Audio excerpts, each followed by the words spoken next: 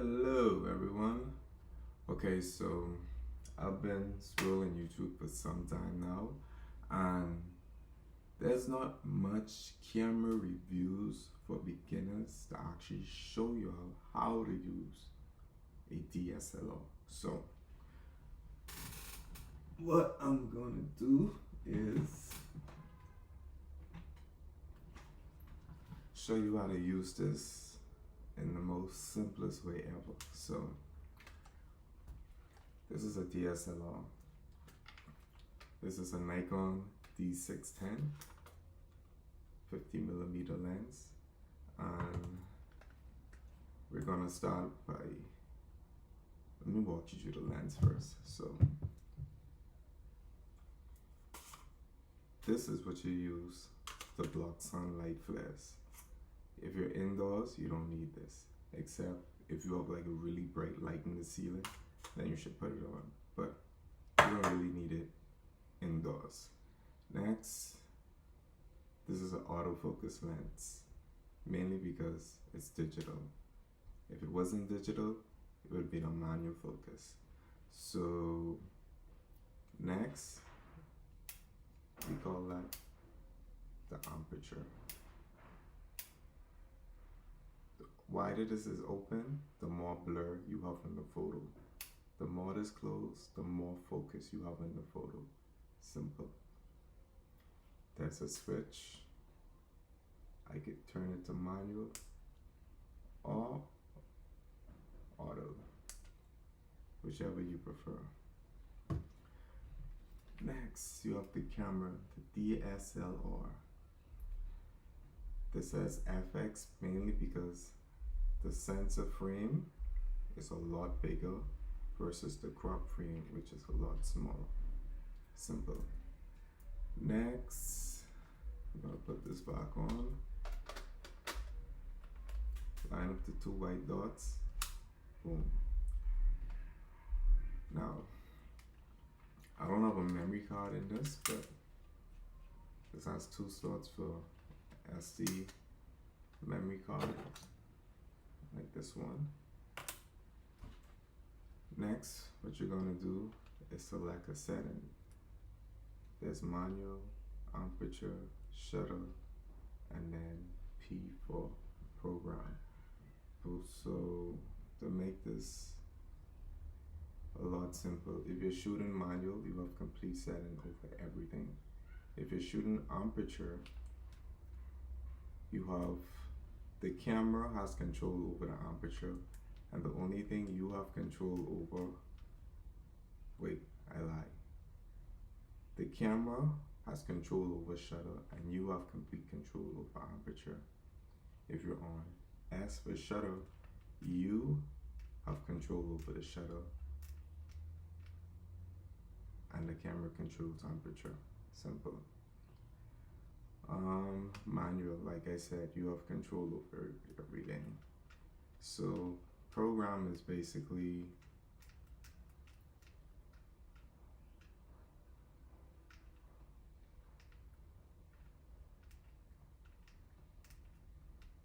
to be honest, I never flew with program, so I don't even know what that about. But I do know that depending on how you turn the shutter dial, it adjusts accordingly. So it's more like a smart program, and auto basically does everything for you. So you don't even have to like move any settings. Then you have user 1, user 2. You basically set a desired setting you want, and let's say you're outdoor, you put it to user 1, you're indoor, you put it to user 2. Or if you have two people working a camera, you could put it to user 1 who likes their setting like that, or user 2 who likes their setting like that. Easy. Let's go inside the menu. So in the menu you would have different settings depending on your camera. These are not really necessary to explain, but for one, you're gonna know what size you want your camera to take the photos, whether it be small, medium, or large, or raw. For different occasions it's best. For some occasions it's not so best. For example, if you're shooting a little small family function, you don't need to put that in raw, because you're not going to do a lot of editing in that. If you're shooting a high-end editorial, put that on raw, please. You need that. So if you need more space, you're running out of space on your card, either throw it in small JPEG and shoot as best as possible, because you're not gonna have much information to work with when it's time to edit. So, or just delete some photos. Active delighting helps in boosting details in the shadows. You could turn that off and on depending on your style and what you like. That's basically it. So let's talk about shutter and aperture.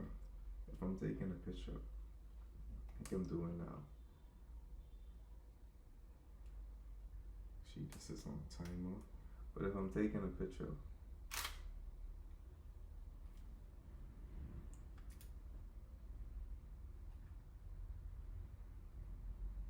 what's that? Oh, I have this on. Okay, I'll go straight to manual. So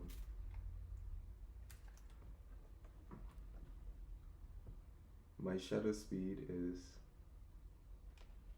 2000 and my aperture is at 2.8, right?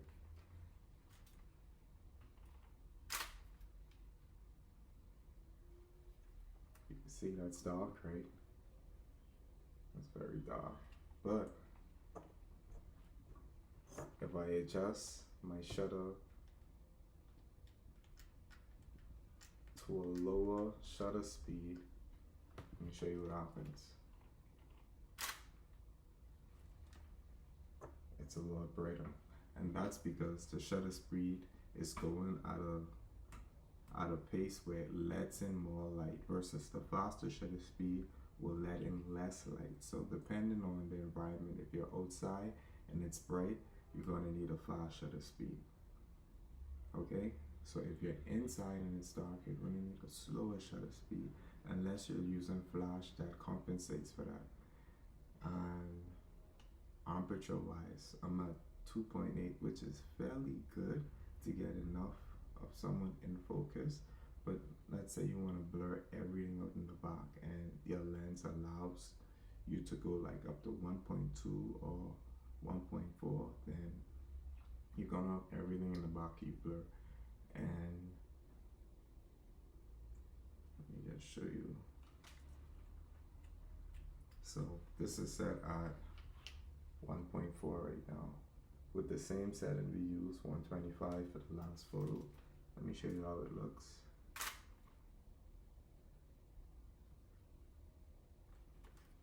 And